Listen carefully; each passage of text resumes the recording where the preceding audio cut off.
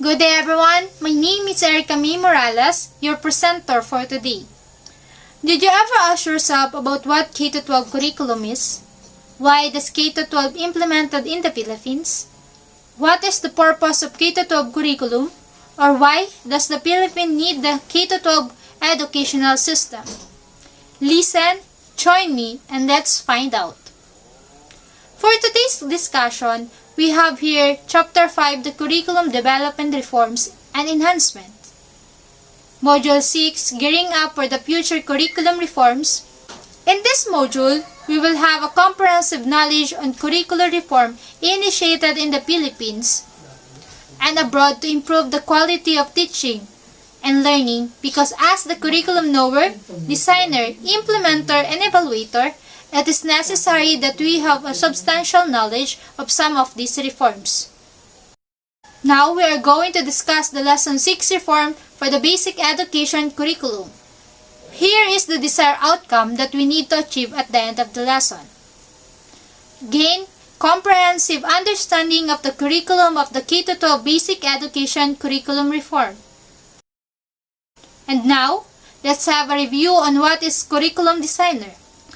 As we all know, the curriculum designers need to enhance the curriculum and propose curricular innovation to respond to the changing education landscape in the country as well as in the other parts of the globe.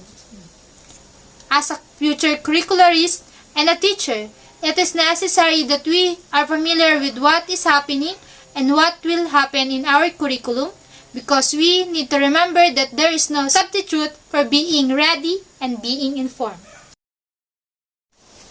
Let's start the discussion. As I mentioned earlier, curriculum designers is the one who enhance the curriculum and propose curricular innovation in order to respond to the changes of educational landscape regionally and globally.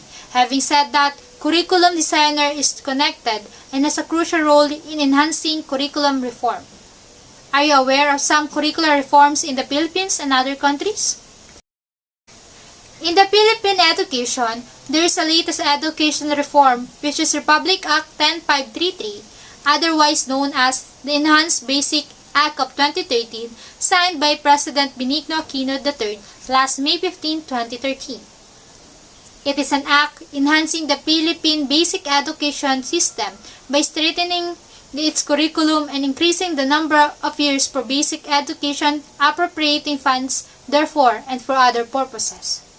The Enhanced Basic Education Act of 2013 has expanded the years of schooling in basic education from 10 years to 12 years. Republic Act No. 10533, popularly known as K-12, is the legal basis of the kindergarten to grade 12 curriculum, includes the following. 1. Preparatory education for children age of 5 years old, which is kindergarten, as prerequisite to enter in grade 1. 6 years of elementary education, and 6 years of secondary education. Secondary education becomes 6 years because of the additional 2 years called senior high school. You may wondering why K-12? Well, the answer is K-12 makes the Philippine education system at par with the international standard of 12 years basic education. Sabi nga nila, tayo na lamang ang may 10 years basic education. Therefore, K-12 contribute to a better educated society capable of pursuing productive employment, entrepreneurship, or high education studies. Every K-12 graduate is ready to go into a different path: higher education or studying college, middle-level skills development, employment or get their job, and entrepreneurship or get their own business after going through kindergarten, elementary, junior high school, and a specialized senior high school program. In addition, K-12 graduates are also expected that they are equipped with 21st century skills like information, media, and technology skills, learning and innovation skills, effective communication skills, and life and career skills, so that they are more prepared to enter tertiary education or workplaces. At the point when K-12 was launched in 2012, many Filipinos were apprehensive or uneasy in the view of 2 more years in secondary schooling because of some reasons.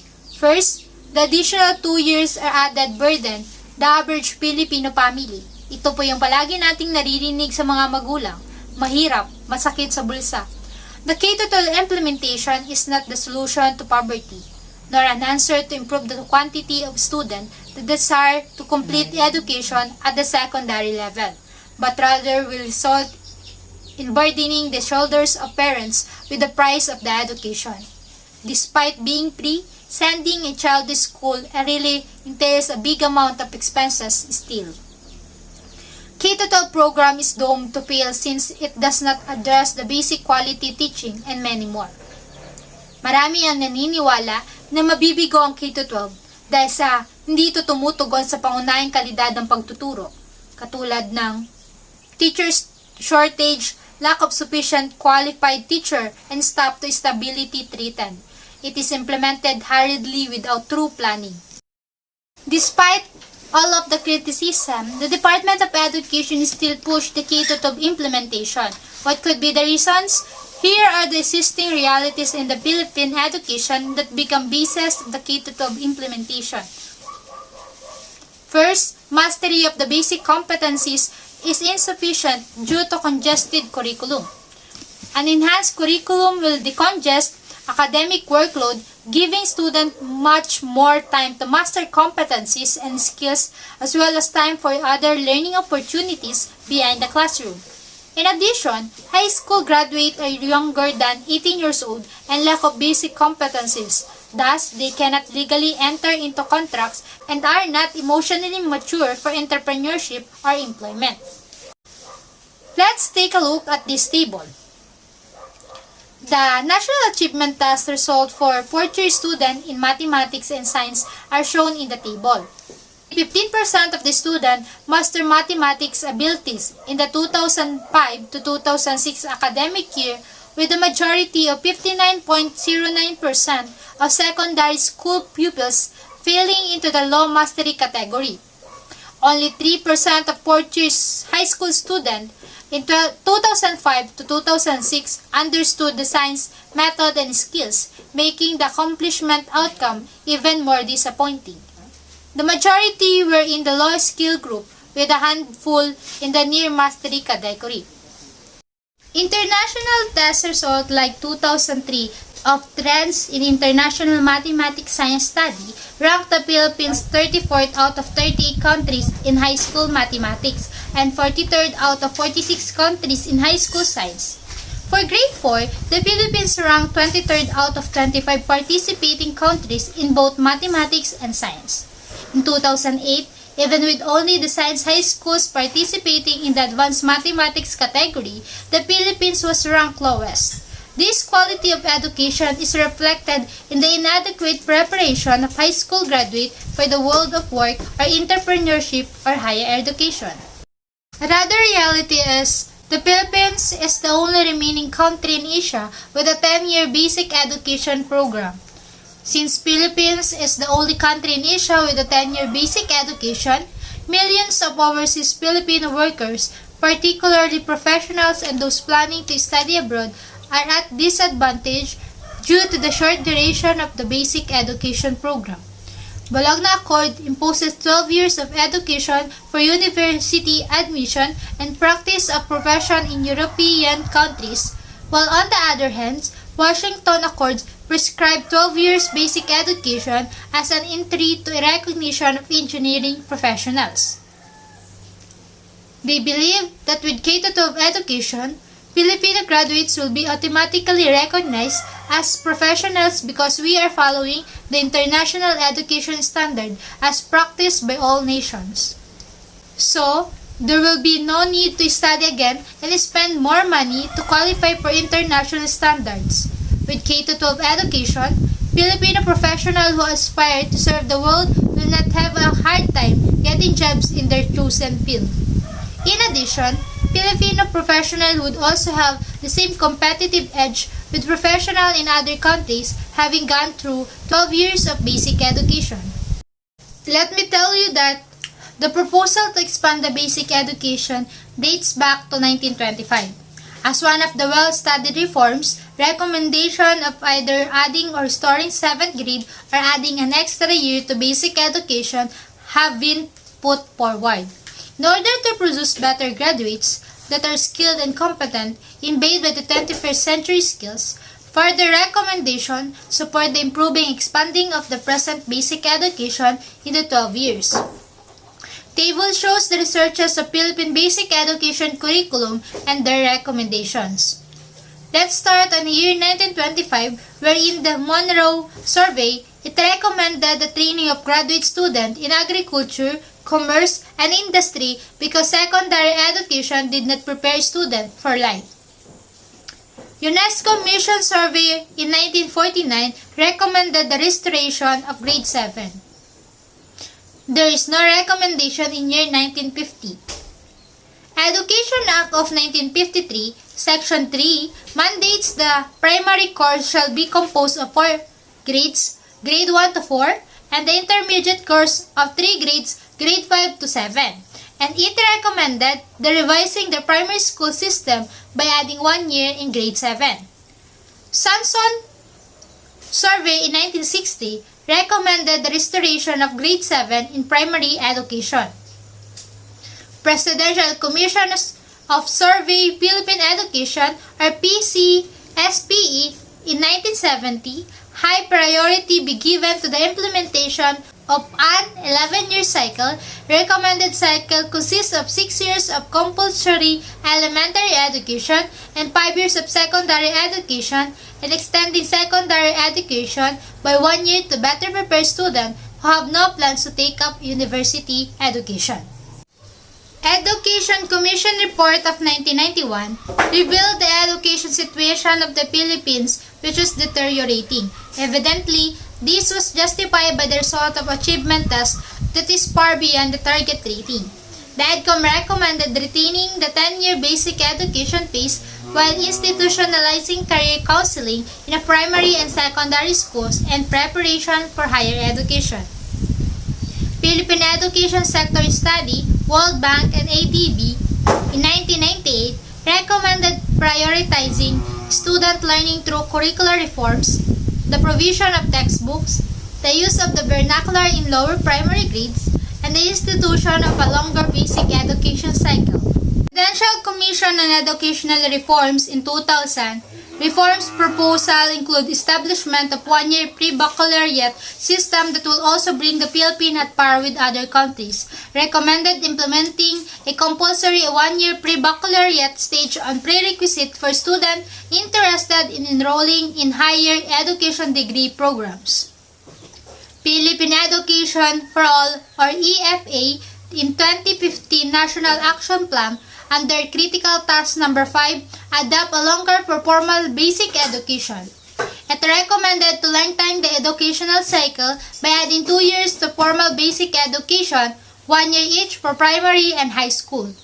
Presidential Task Force on Education in 2008, in discussion on 12-year pre-university program, it is important to specify the content of the 11th and 12 years benchmark with programs abroad.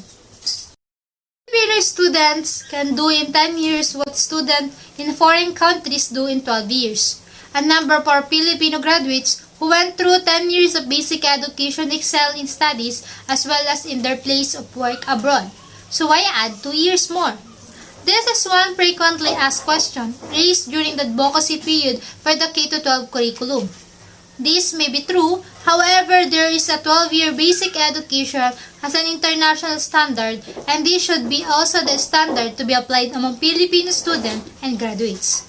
In fact, there is a cases where Filipino scholars with master's degree who have enrolled in additional master's subject before being allowed to pursue their doctorate degrees applied for.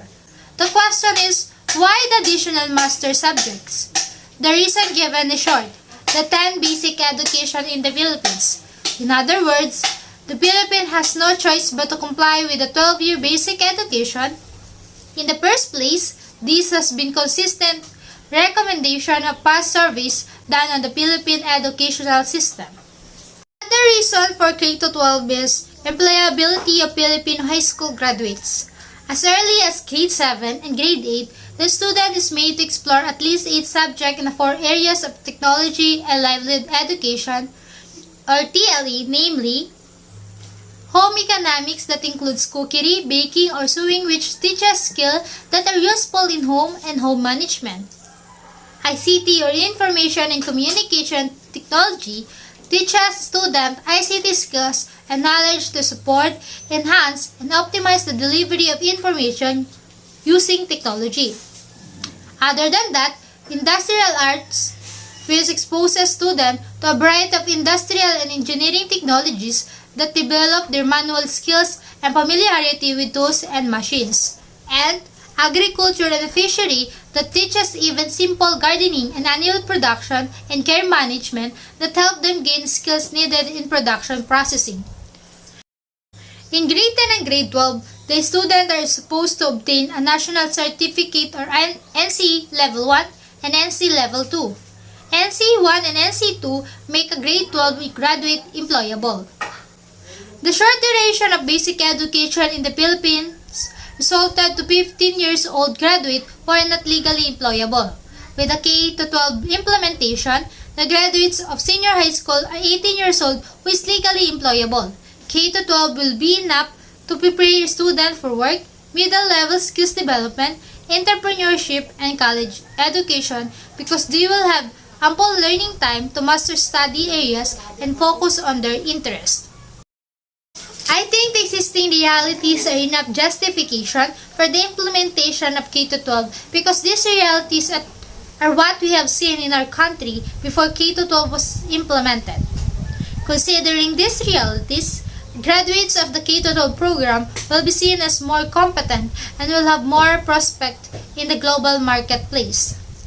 The discongested and concentrated basic education curriculum has improved. Students will have more time to learn fundamental academic subjects which will result in improved comprehensions. Let's continue studying the K-12 program. Section 5 of the Enhanced Basic Education Act of 2013 stipulates the following curricular standards which the curriculum developers adhere to in crafting the K-12 curriculum. First, the curriculum shall be learner-centered, inclusive, and developmentally appropriate. When we say learner-centered, it is an approach to education that puts the need and interest of the student at the center of the teaching-learning process. It also ensures that there are no students excluded from the circle of the learners and the tasks are within their developmental stages. Second, the curriculum shall be relevant, responsive, and research-based. It is based on learning theories, principles, sound research, and studies in teaching and learning dynamics. Third, the curriculum shall be culture-sensitive. The instruction must respect the cultural identities of the learners. Fourth, the curriculum shall be contextualized and global. Relevant, appropriate, and responsive curriculum will only become a reality if it is put a premium on the personal, biogeographical, and socio-cultural setting of the learners, taking into account the demands of the national and global community. Fifth, the curriculum shall use pedagogical approaches that are constructivist, inquiry-based, reflective, collaborative, and integrative. Constructivism views learners as active constructors of meaningful knowledge, while inquiry-based learning puts a premium on questioning, investigating, probing, explaining, predicting, and establishing connection of evidences. Moreover, reflective learning provides opportunities for learners to reflect on what and why they need to learn and how to go about it. On the other hand, collaborative approach allows learners to share ideas between and among themselves, thus developing the value of cooperation, respect, camaraderie, and tolerance. Differentiation takes into great consideration the different learning styles and multiple intelligence of the learners, which are a significant aspect of their individual differences not only as learners but also as individuals. Finally, integrative pedagogy shows the importance of connections and relationship of ideas and concepts between and among disciplines. Next is the curriculum shall adhere the principle and framework of mother tongue-based multilingual education, which start from where the learners are and from what they already know, proceeding from the known to unknown. Instructional materials and capable teachers to implement the MTB-MLE curriculum shall be available. In mother tongue-based multilingual education, the learner's mother tongue serves as the fundamental language for literacy and learning, and is used as the medium of teaching and learning. The use of the mother tongue in learning has been found to be the most effective way to bridge learning in all subject areas, including the developmental of future languages. Next, the curriculum shall use the spiral progression approach to ensure mastery of the knowledge and skills after each level. This pedagogical feature follows the ideas that concepts are introduced at an early age and deepened in the succeeding years. And lastly, the curriculum shall be flexible enough to enable and allow schools to localize, indigenize, and enhance the same based on their respective educational and social contexts. The production and development of locally produced teaching materials shall be encouraged, and approve of these materials shall devolve to the regional and division education units.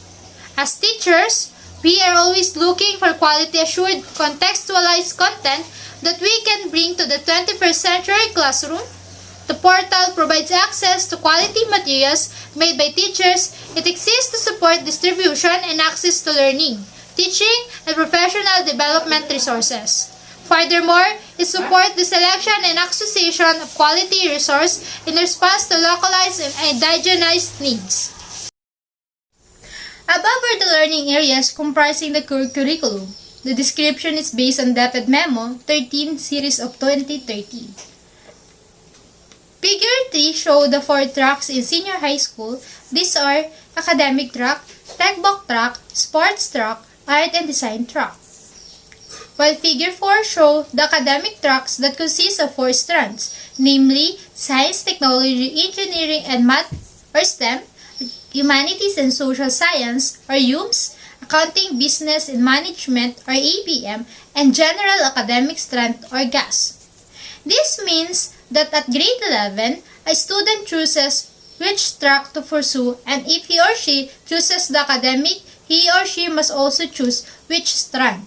If a student intends to go to college after grade 12, then he or she must take the academic track. The college program which he or she wants to enroll in determines which strand to take, STEM, HUMS, or ABM.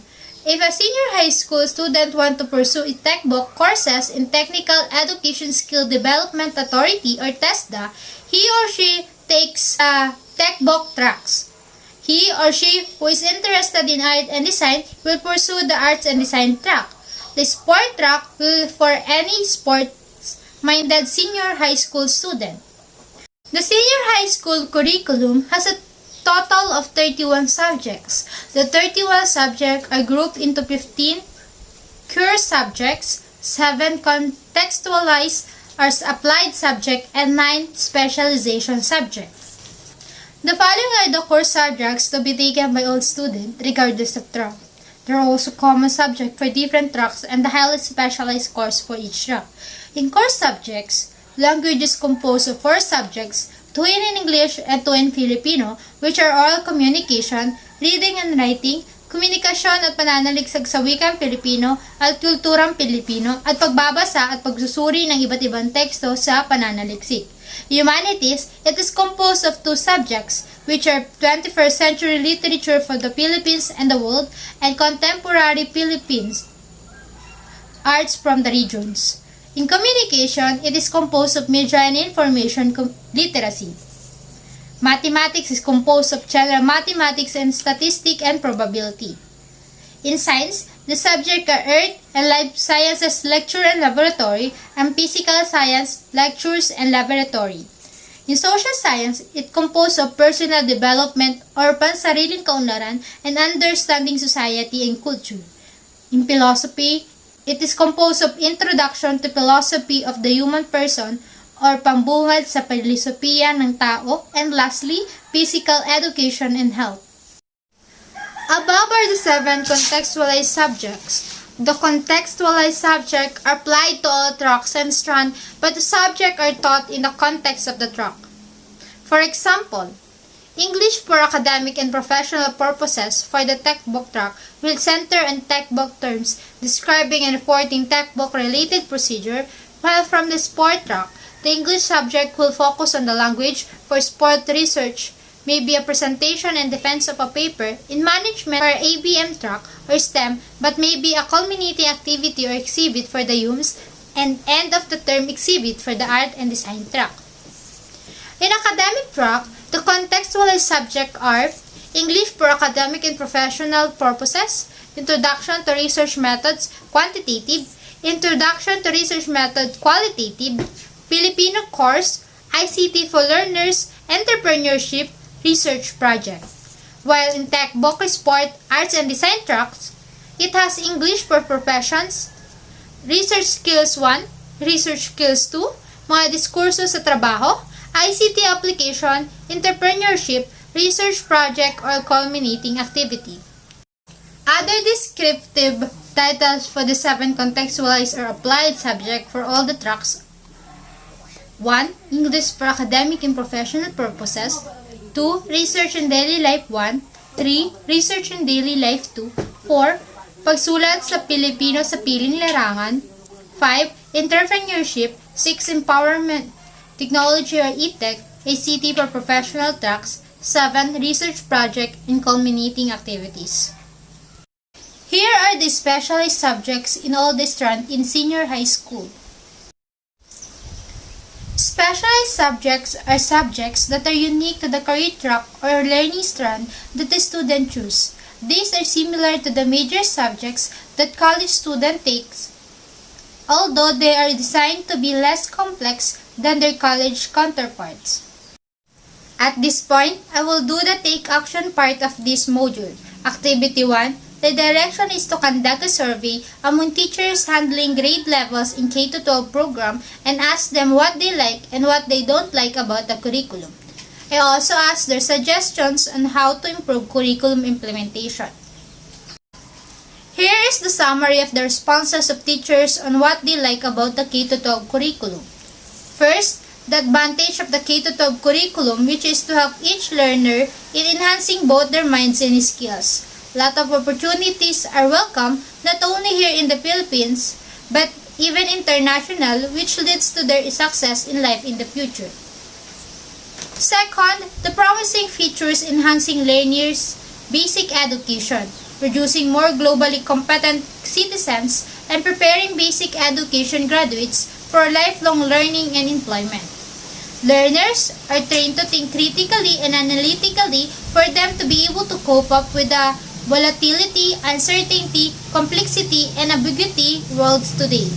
Third, graduates will be considered young adults. Hence, they will be more equipped to deal with a much higher level of learning as they enter college education, unlike before that they will always left behind when it comes to education.